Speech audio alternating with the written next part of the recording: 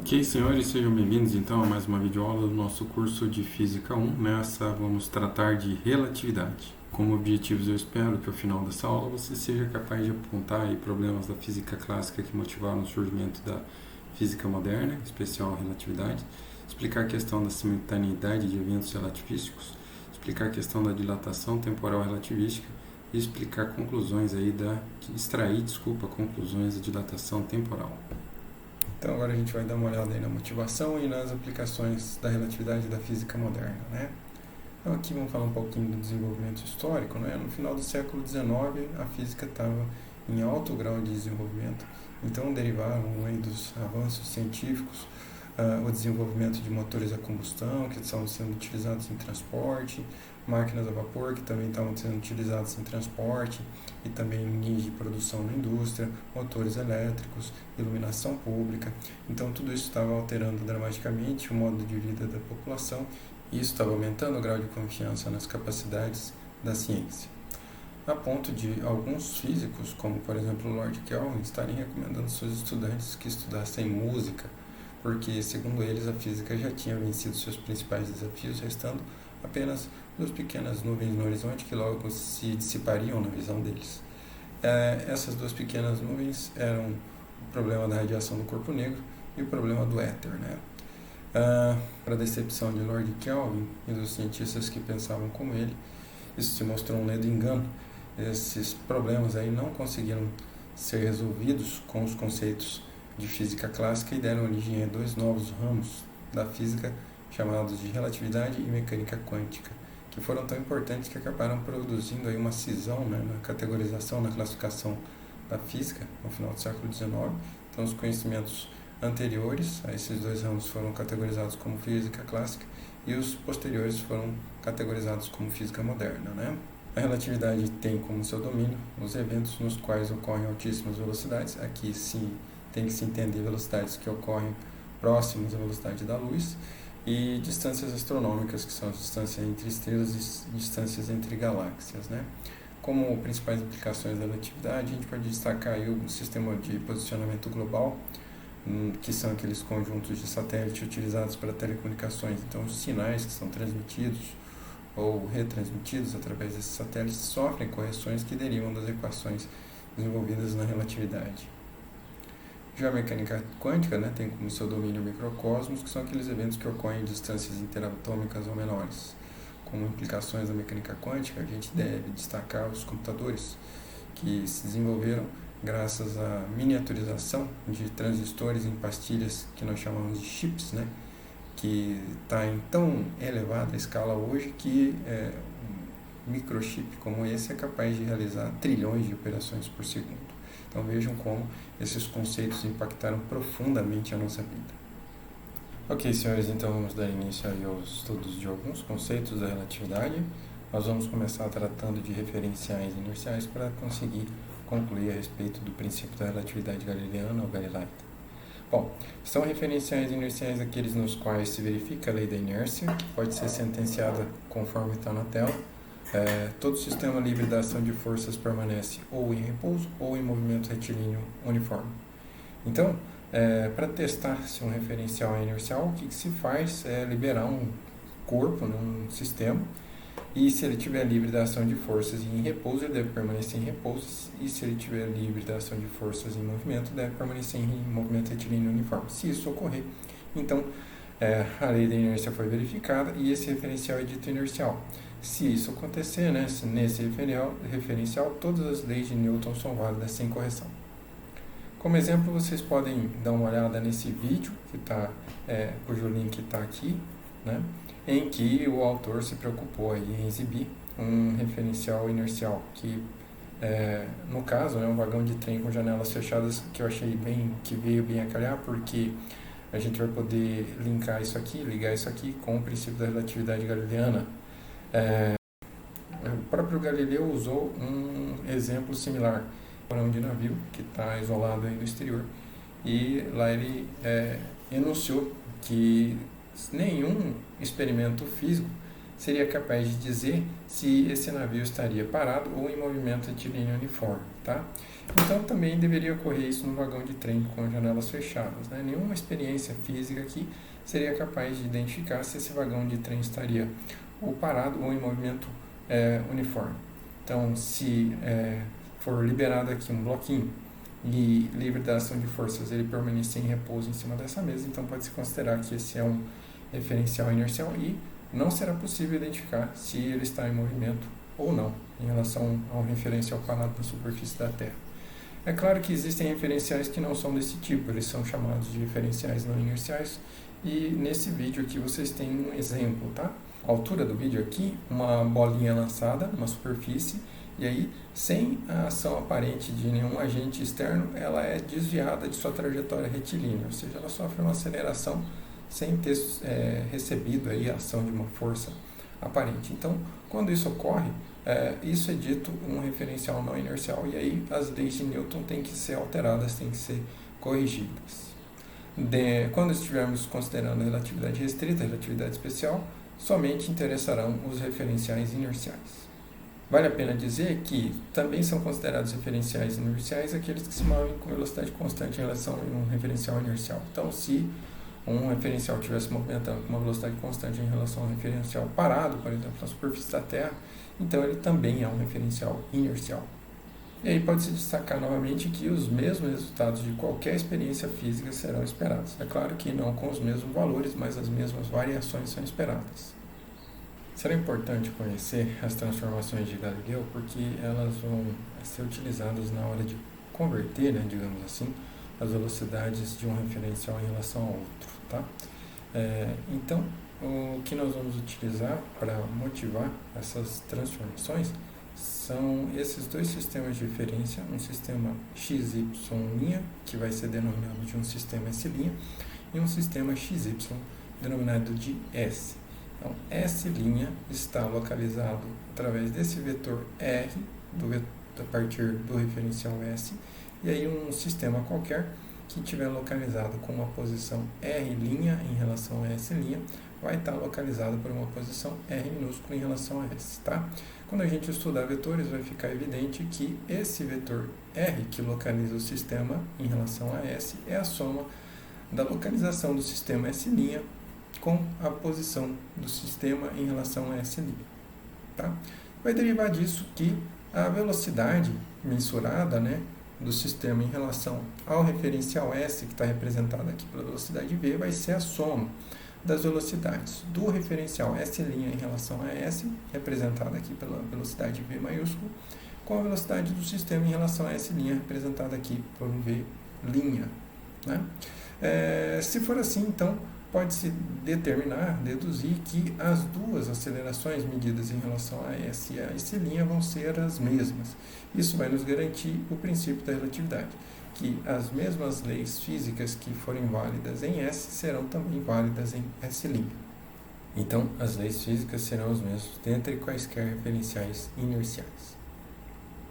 Agora a gente vai dar uma olhada em alguns problemas do eletromagnetismo que motivaram aí o Albert Einstein a elaborar sua teoria da relatividade restrita. Eu tirei esse exemplo aqui do livrinho do Sampaio, que está nas referências bibliográficas, né? E nele ele exibe um experimento que vai ocorrer dentro de um vagão de trem isolado do exterior, no qual um observador, que pode ser considerado como um referencial R', vai observar uma carga fonte, emitir um campo elétrico e esse campo interagir com uma carga teste, Q minúsculo, que tem uma certa velocidade. Então, para o observador no referencial R', essa carga Q aqui vai sentir a ação única e exclusivamente de uma força elétrica. Mas, para um referencial R que está parado na superfície da Terra, como o vagão de trem está em movimento, isso vai implicar no surgimento de uma força adicional nessa carga teste, que vai derivar justamente desse campo elétrico estar mudando ao longo do tempo em decorrência desse movimento. Então vai aparecer uma força magnética adicional para um referencial R na carga teste Q minúsculo. Então para R' única e exclusivamente vai agir sobre Q uma força elétrica, e para o referencial R vai aparecer uma força elétrica e uma força magnética em Q. Então, haveria aí uma quebra daquela simetria proposta por Galileu. Então, seria possível distinguir dessa forma, né, que o vagão de trem estaria em movimento. Então, seria quebrado aí o princípio da relatividade de Galileu. E isso era bastante perturbador na cabeça do jovem Einstein, né? Um outro problema que ele pensou bastante ao elaborar aí a sua teoria da relatividade restrita foi o seguinte: o que iria ocorrer se um observador que estivesse movimentando a velocidade da luz visualizasse uma lanterna sendo ligada. Então, para um referencial que estivesse parado na superfície da Terra, seria evidente que após a lanterna ser ligada, né, o feixe de luz seria emitido. Mas o que esse observador que estaria nessa velocidade da luz, paralela aí a essa lanterna, o que esse observador iria ver? Ele iria ver a lanterna ser ligada, ele iria ver o feixe de luz ser emitido, ou ele iria ver esse feixe de luz parado, né? Então, visualizar um feixe de luz parado também era algo que era inconcebível na cabeça do jovem Einstein, e isso foi motivando a criar sua teoria da relatividade restrita. Então, esses foram alguns dos problemas que motivaram o surgimento da relatividade especial, relatividade restrita. Então, agora a gente vai investigar um experimento realizado por um par de cientistas, de físicos americanos, Michelson e Morley, em que eles tentaram verificar se existia um referencial especial para a luz chamado de éter luminífero. Então, as ondas conhecidas até então eram denominadas de mecânicas porque elas necessitavam de um meio material para se propagar. Então, o som, por exemplo, se propagava pelo ar, e as ondas do mar se propagavam pela água. E aí, para determinar a velocidade do som nesse meio, o jeito mais prático, mais fácil de se realizar era com o ar em repouso. Então, com o ar em repouso se minimizavam aí diversos problemas práticos para a determinação da velocidade do som. E quando se descobriu que a luz também era uma espécie de onda, se pensou que ela deveria também se propagar por um meio chamado de éter luminífero. E para se determinar a velocidade da luz, então, era preciso encontrar um referencial no qual esse éter luminífero estivesse em repouso. Então, a experiência do Michelson e Morley está relacionada a isso, e é o que nós vamos ver em seguida.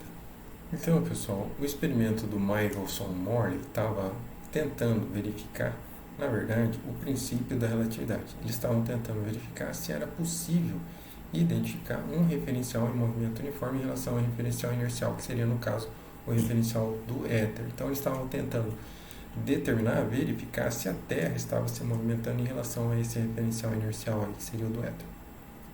Bom, como que se detectaria então esse movimento, tá? Se a Terra estivesse se movimentando em relação ao éter, então haveria uma diferença de caminho óptico dos dois feixes luminosos, tá? Eu vou exibir aqui só o trecho em que haveria diferença entre esses caminhos. Então, o feixe emitido da fonte que incidisse no espelho semitransparente que fosse transmitido iria percorrer que caminho diferente do outro feixe? Ele iria percorrer esse caminho aqui, ó. Ele iria bater no espelho e iria voltar. O resto dos dois caminhos seria o mesmo. Então, a gente só precisa analisar essa diferença. E se a Terra estivesse em movimento, o outro feixe, que digamos assim, subiu, iria percorrer, na verdade, essa trajetória aqui, né, desde que a Terra estivesse se movimentando em relação ao éter. Então, algo no referencial parado do éter ia ver esse feixe se deslocando nesse sentido e nesse sentido aí, tá? Isso seria o que um referencial inercial no éter iria determinar. Bom, percebe então que haveria uma diferença no caminho dos dois feixes, né? E isso iria implicar na produção de um determinado padrão, né, na interferência, ou uma interferência construtiva ou uma interferência destrutiva, a depender aí de como estaria esse movimento relativo da Terra em relação ao éter. O importante aqui é que, se fosse executada uma rotação no aparato, se esse aparato fosse girado de 90 graus, o feixe que estivesse com essa diferença de caminho, ao final dessa rotação, teria essa, e vice-versa. Então, o que é que seria identificado, né? Vamos ver aqui no GeoGebra para ficar mais claro.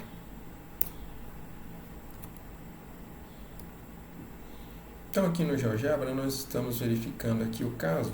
Vamos colocar aqui uma defasagem de 30 graus, ou 45 graus, melhor dizendo.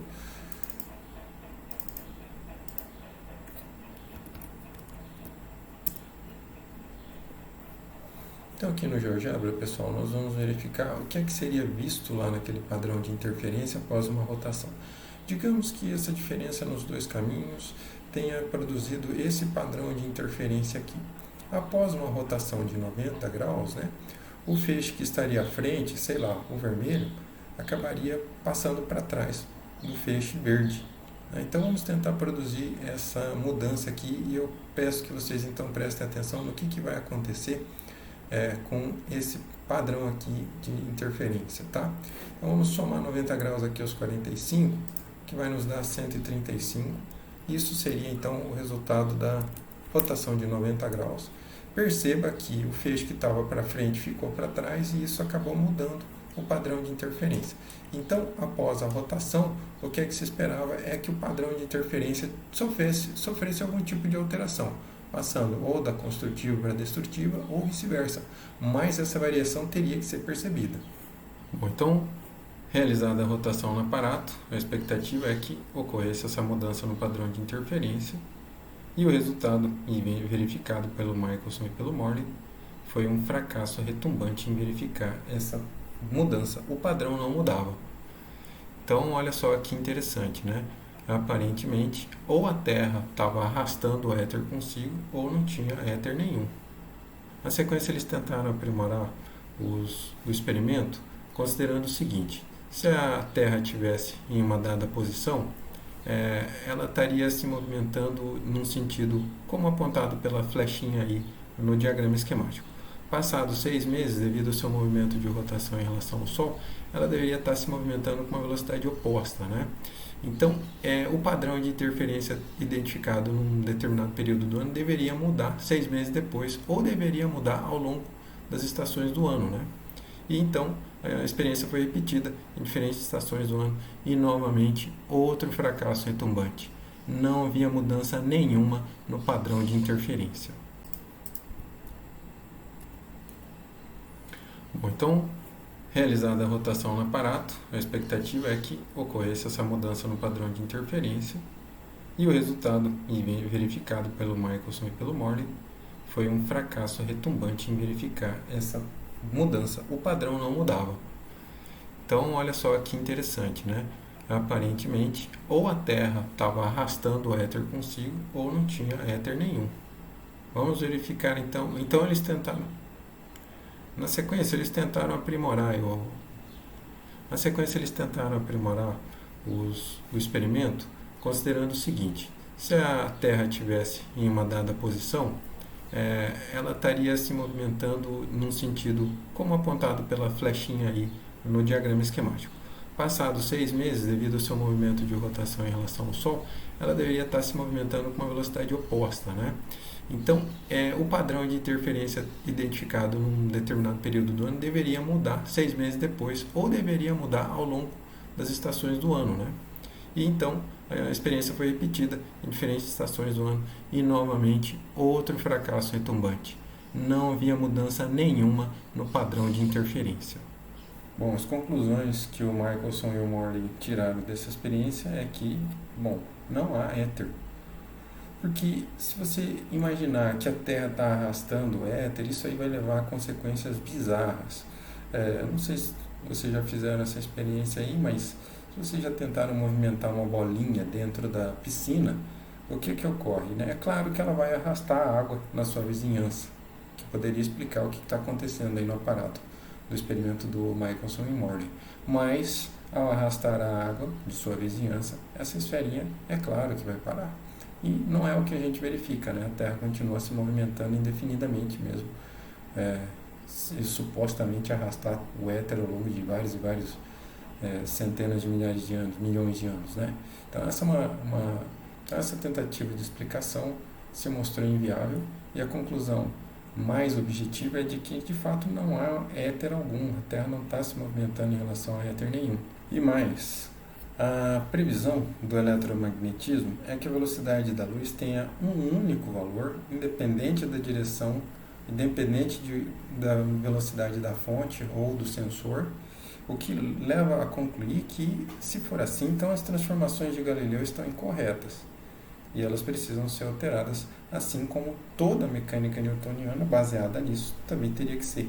Então veja como Einstein foi bastante ousado, foi bastante corajoso ao propor que as transformações de Galileu deveriam ser modificadas, assim como toda a mecânica de Newton, porque essas duas teorias já haviam sido testadas extensivamente e tinham se mostrado confiáveis até então. Então vejam como o Einstein foi um cientista bastante corajoso, bastante ousado ao propor alterações desses dois conceitos aí.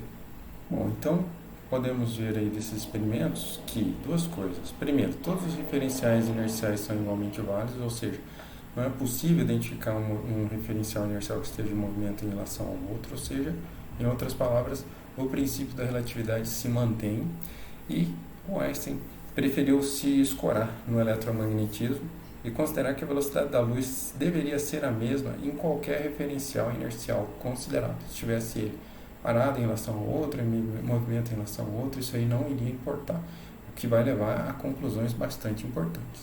Pessoal, nós vamos ver agora que isso tem consequências bastante contraintuitivas que nós vamos explorar daqui em diante. A primeira dela é que intervalos de tempo vão ser distintos entre referenciais inerciais que estejam se movimentando entre si se a velocidade da luz for a mesma em qualquer referencial inercial. O que nós chamamos de relatividade da simultaneidade. Ou, em outras palavras, eventos que são simultâneos para um observador podem não sê-lo para um outro observador, o que nós vamos explorar agora. Então, eu vou pedir para que vocês façam um exercício aí mental. O Einstein propunha muito dessas experiências mentais que ele chamava de Gedankenexperiment, que é um termo em alemão. E aqui nós vamos considerar que duas espaçonaves, uma na qual está Sam, um astronauta, está parado, e a outra que se move em relação a Sam com uma velocidade v, conforme indicado aí na tela. O que é que vai acontecer? Vai acontecer que quando essas duas espaçonaves estiverem alinhadas, dois asteroides irão interceptar essas espaçonaves, é claro, sem infringir aí maiores danos, mas irão marcar a fuselagem na posição em que ocorreram essas colisões. E mais, a colisão que vai ocorrer mais à frente, digamos assim, vai emitir um feixe luminoso vermelho, e a colisão que ocorrer mais atrás vai emitir um feixe luminoso azul. O que é que vai acontecer para o referencial do Sam? Sam, que está no referencial parado, pode perceber das marcas dos impactos nas fuselagens que ele está no meio do caminho entre as duas colisões, né? E como a velocidade da luz vai ser uma só, esses dois feixes vão percorrer então a mesma distância até atingi-lo. E sendo assim, ele vai chegar à conclusão que esse impacto ocorreu simultaneamente, ou seja, no mesmo instante de tempo, tanto na parte frontal, né, quanto na parte traseira. Então ele vai perceber os dois sinais luminosos, o vermelho e o azul, simultaneamente. Agora a gente vai considerar o que aconteceria no referencial da espaçonave onde está Sally. Bom, veja que se a velocidade da luz for a mesma, não modificar para nenhum referencial, mesmo os que estivessem em movimento, como Sally está em movimento, ela irá se deslocar e se aproximar do ponto da colisão que emitiu o feixe de luz vermelho. Então, o feixe de luz vermelho vai percorrer uma distância menor do feixe de luz azul, que vai ter que atravessar uma distância maior até atingir a Sally.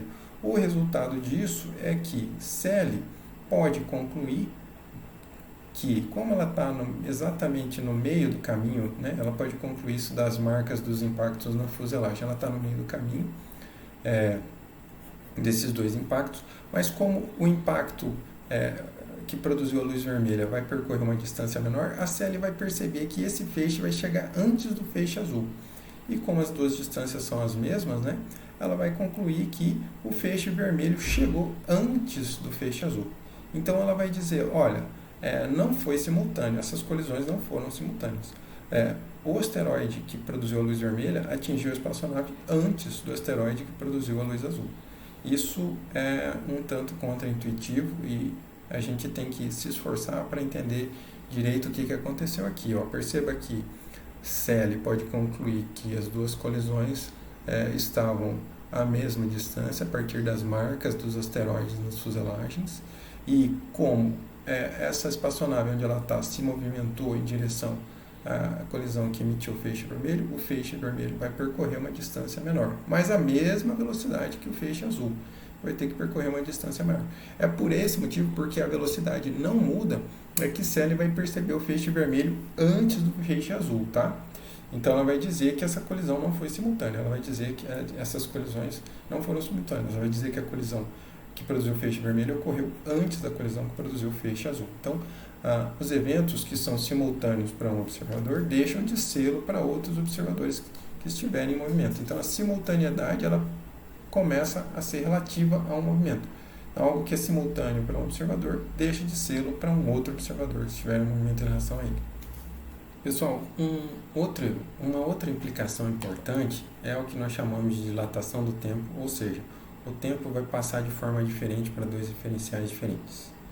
Vamos considerar então que, nesse mesmo caso, Celly realiza uma experiência na qual ela vai emitir um feixe luminoso que vai se propagar perpendicularmente à velocidade com a qual ela está se movimentando, vai incidir no espelho e vai retornar até a mesma posição. E ela vai utilizar aí de algum mecanismo, como um cronômetro, um relógio sofisticado capaz de detectar isso para medir o intervalo de tempo da ocorrência desses dois eventos, né? Então ela vai perceber um feixe luminoso que vai subir, atingir o espelho e voltar. E vai registrar um intervalo de tempo. Aqui vamos destacar, eu vou ressaltar isso mais adiante, que esse intervalo de tempo no qual se mede um evento que ocorre na mesma posição é chamado de intervalo de tempo próprio, tá? E ele é utilizado aí para se definir situações que envolverem a relatividade. É um conceito importante quando se trabalha com relatividade, por isso é importante conhecê-lo. O que vai ser observado pelo referencial do SEM? Como o SEM vai perceber a espaçonave de Celly em movimento, o feixe luminoso vai percorrer uma distância diferente. Ele vai percorrer essa distância que está ilustrada aí na imagem. E aí, se ele utilizar um mecanismo sofisticado o suficiente para detectar esses dois intervalos de tempo, ele vai detectar um intervalo de tempo maior. Isso por quê? Porque perceba que, claramente, né, esse caminho é um pouquinho maior do que esse caminho vertical, que é o que Celly percebe. Então, se a velocidade da luz vai ser a mesma para os dois referenciais, ela vai percorrer um caminho mais curto para Celly do que para SEM. Se for assim, o intervalo de tempo correspondente medido por Celly vai ser menor do que o intervalo de tempo medido por SEM. Ou, em outras palavras, o tempo vai passar mais lentamente, né, naqueles referenciais que estiverem se movimentando. Então, como o tempo vai passar mais lentamente, a gente chama esse efeito de dilatação temporal ou dilatação do tempo na relatividade. Então, o intervalo de tempo depende do afastamento no espaço e no tempo dos eventos. Separações espacial e temporal, então, são ditas entrelaçadas, né? A gente vai ver, então, na nossa próxima aula, que essa dilatação do tempo que ocorre vai implicar num outro efeito que é chamado de contração do espaço, e também vai ser muito contraintuitivo, difícil de se imaginar, mas é algo que ocorre. Então, pessoal, só para reforçar, dois eventos que ocorrem no mesmo lugar em um referencial caracterizam o que se chama de intervalo de tempo próprio. No exemplo que nós acabamos de tratar, então, o intervalo de tempo próprio é o da Celly, tá? A emissão e a recepção do feixe luminoso ocorrem na mesma posição, então esse intervalo de tempo que ela vai determinar é chamado de intervalo de tempo próprio, ou simplesmente tempo próprio. Então, pessoal, nós vamos explorar só aqui alguns aspectos matemáticos relativos a essas abordagens. O intervalo de tempo próprio é geralmente identificado por um índice zero, e no caso aí do experimento realizado pela Celly, vai ser simplesmente a razão 2D sobre C, sendo D a distância, né, entre a emissão e a reflexão no espelho, e C a velocidade da luz. Já no referencial do SEM, o intervalo de tempo mensurado, pode-se demonstrar que o intervalo de tempo mensurado é dado por essa expressão, e aqui nós vamos destacar algumas coisas, né? O fator 2D sobre C é justamente o intervalo de tempo próprio, e essa fração aqui contém um parâmetro importante e ela recebe uma denominação importante. Então, o parâmetro contido aqui nesse fator é o parâmetro beta, V sobre C. Então, costuma-se encapsular essa razão V sobre C em termos desse parâmetro de velocidade. Veja que se a velocidade do referencial for menor do que a luz, o parâmetro beta vai ser sempre menor que 1, tá? E esse fator aí, 1 sobre aquela raiz quadrada de 1 menos beta quadrado, é chamado de fator de Lorentz. A gente vai explorar algumas das consequências dessa expressão nesse gráfico aqui. Então, nesse gráfico está sendo exibida aí a relação entre o fator de Lorentz e o parâmetro de velocidade beta. Perceba que conforme a velocidade do referencial linha, né, V, vai se aproximando da velocidade C, o parâmetro de velocidade vai se aproximando de 1. E o que acontece com o fator de Lorentz, né? O fator de Lorentz que começa em 1 vai tender ao infinito. Isso nos leva às seguintes conclusões. Bom, a primeira delas é que se o parâmetro beta for nulo, ou seja, se o sistema linha, né, não tiver velocidade alguma, então os dois intervalos de tempo, o próprio e o outro mensurado, vão ser os mesmos. E mais, né, o menor intervalo de tempo que pode ser mensurado é o intervalo de tempo próprio, porque o valor do fator de Lorentz se torna 1, e veja que nessa expressão aqui, o intervalo de tempo medido no referencial em movimento acaba se tornando igual ao intervalo de tempo medido no tempo próprio, né? Ao tempo próprio. Perceba que se a velocidade for aumentando, deixa eu voltar aqui para o gráfico. Oh, meu Deus, está aqui. Perceba que se a velocidade for aumentando, o fator de Lorentz vai aumentando, e isso vai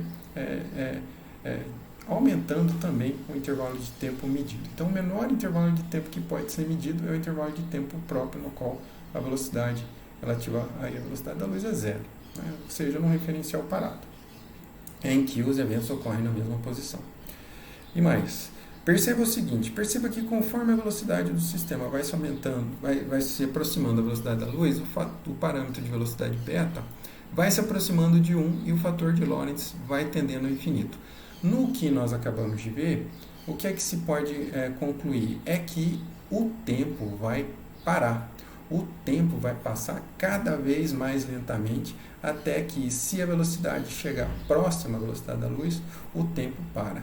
Esse é um evento bastante intrigante, bastante interessante, que resulta aí dessas análises, né? Então, vamos chegar aí a algumas conclusões. O menor intervalo de tempo possível é o tempo próprio. E perceba também que nenhuma velocidade pode ser maior que a velocidade da luz, porque no fator de Lorentz, se esse numerador for maior que o denominador, isso aqui fica maior que 1. E isso aqui, então, vai ficar negativo, e teríamos aí a raiz quadrada de um número negativo, o que daria um intervalo de tempo imaginário, né, um número imaginário que não faria sentido. Então, a velocidade da luz, a velocidade de um referencial nunca pode atingir a velocidade da luz. Essa é a maior velocidade que pode existir, é a velocidade C da luz. Pessoal, a gente está então chegando aí no finalzinho da aula. Nós vamos explorar mais uma consequência interessante do que nós acabamos de ver sobre dilatação temporal. E essa experiência é chamada de paradoxo dos gêmeos. Eu tirei então uma imagem de um vídeo que faz uma abordagem um pouquinho diferente da que eu vou fazer aqui. Vamos então esclarecer do que é que se trata, né, esse experimento mental. Então, ele se trata do seguinte: dois irmãos gêmeos vão ser separados da seguinte forma. Então, um dos irmãos vai embarcar numa espaçonave que vai se movimentar próximo à velocidade da luz, e aí ela vai se movimentar pelo espaço e depois vai retornar à Terra na mesma posição onde estava aí um dos irmãos gêmeos, né? E ao final disso, o que pode se concluir? Bom, nós acabamos de ver que para os sistemas que se movem com uma velocidade constante em relação ao outro, o intervalo de tempo vai passar mais lentamente. Então, se um irmão gêmeo que estiver na Terra cronometrar esse intervalo de tempo, ele pode, por exemplo, registrar aí 30 anos. Então, pode se passar 30 anos, ele pode ter tido uma família, um emprego, construir uma casa, ter um carro, vai modificar a sua aparência, então isso vai ficar bastante evidente. Para o outro que viajou próximo à velocidade da luz, digamos que possa ter se passado aí apenas 12,5 anos, alguma coisa assim. Então, se os dois foram separados com 20 anos, ao final dessa viagem, o irmão que ficou na Terra vai ter 50 e o outro vai ter apenas 32,5. E eles vão ser, então, bem capazes de distinguir qual dos dois estaria em movimento, quebrando o postulado de que o princípio da relatividade seria válido, ou seja, não seria possível distinguir, né, sistemas que estariam em movimento uniforme, né, referenciais que estivessem se movimentando em movimento uniforme em relação aos outros, o que seria aparentemente quebrado nesse caso, porque o irmão que ficou na Terra vai estar bem mais velho, então ambos iriam concordar que o tempo passou mais lentamente para quem viajou, então ambos os irmãos conseguiriam concluir que o irmão que tem aparência mais jovem foi aquele que viajou. Então seria possível realizar uma experiência que poderia distinguir, né, que um referencial estaria se movendo com uma velocidade retilínea em movimento uniforme em relação ao outro. Mas o paradoxo, na verdade, é bem simples de se resolver se for considerado que para que essa espaçonave retornasse, né, ela teve que desacelerar. Então, essa aceleração e a outra aceleração que ela vai precisar para voltar à Terra vão tornar esse movimento um movimento acelerado. E isso não é conflitante com o princípio da relatividade. O princípio da relatividade não diz nada a respeito de sistemas de referências que se movimentarem com movimentos acelerados um em relação ao outro, aí eles são perfeitamente distinguíveis, né? Então, esse paradoxo é um paradoxo bastante interessante de ser abordado nessa etapa aí do curso, quando a gente tratar da dilatação temporal. Vamos só concluir aqui, né, registrando a aparente contradição que existe nesse caso. O Einstein propôs que nenhum sistema de referências inicial é privilegiado, ou seja, propôs que o princípio da relatividade vale. Então, nenhuma experiência física se poderia identificar se um referencial inercial estava em movimento em relação ao outro, que seria contraditoriamente demonstrado por esse experimento aí. Mas perceba que não há paradoxo nenhum, né? Veja que haveria então uma aparente contradição, porque os intervalos de tempo medidos nesse caso identificariam claramente que o mais jovem viajou próximo à velocidade da luz, mas como a espaçonave teria que voltar, ocorreu aí uma aceleração. O movimento entre os dois referenciais é não inercial, então não existe paradoxo nenhum. Bom, então pessoal, vamos fazer aí um resumo dessa nossa aula. Eu espero que nessa aula você tenha aprendido esses problemas da física clássica que levaram ao surgimento da relatividade e da mecânica quântica. Então, o problema da determinação da velocidade do éter, da Terra em relação ao éter, e o problema da radiação do corpo negro. Eu espero que você tenha aprendido aí que a simultaneidade de eventos passa a ser, então, relativa. Então, eventos que são simultâneos para um observador deixam de ser para outros observadores. A gente percebeu, então, que sistemas que se movam com velocidade em relação a outros, né, desde que esse movimento seja uniforme, vão experimentar uma dilatação temporal relativística, e a gente acabou extraindo aí algumas conclusões a respeito do fator de Lorentz. O menor intervalo de tempo que pode ser medido é o intervalo de tempo próprio, o tempo para a velocidade muito próxima da velocidade da luz, a maior velocidade que pode ser detectada é a velocidade da luz. Então, espero que... e aí a gente ainda explorou aí o paradoxo dos gêmeos. Tá? Então, eu espero que com essa aula você tenha aprendido esses conceitos. Muito obrigado e até o nosso próximo encontro.